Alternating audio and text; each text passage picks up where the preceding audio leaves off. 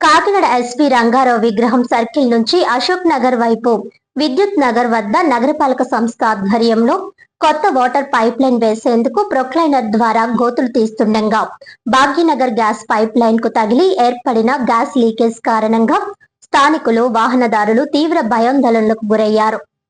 కాకినాడ నగరంలోని ఎస్పీ రంగారావు విగ్రహం సర్కిల్ నుంచి అశోక్ నగర్ వైపు వెళ్లే ప్రధాన రహదారిలో విద్యుత్ నగర్ వద్ద కాకినాడ నగరపాలక సంస్థ ఆధ్వర్యంలో కొత్త వాటర్ పైప్ లైన్ పనులు చేపట్టారు. ఈ క్రమంలో ప్రొక్లైనర్ తో గోతులు త్రవ్వుతుండగా భాగ్యనగర్ గ్యాస్ పైప్ లైన్ దెబ్బతిని గ్యాస్ లీకేజీ ఏర్పడింది. గ్యాస్ తో పాటు పొగలు వెలువడడంతో స్థానికులు వాహనదారులు తీవ్ర భయాందోళనకు గురయ్యారు. సమీపంలో కాకినాడ ఎంపీ తంగెళ్ల ఉదయ్ శ్రీనివాస్ నివాసం ఉండడంతో అధికారులు వెంటనే అప్రమత్తమయ్యారు. సమాచారం అందుకున్న భాగ్యనగర్ గ్యాస్ లిమిటెడ్ సాంకేతిక బృందాలు ఘటనా స్థలికి చేరుకుని గ్యాస్ లీకేజీని అదుపులోకి తెచ్చాయి. సర్పవరం ఎస్ఐ లక్ష్మణ స్వామి తన సిబ్బందితో కలిసి ఘటనా స్థలిలో పరిస్థితిని సమీక్షించి భద్రతా చర్యలు చేపట్టారు.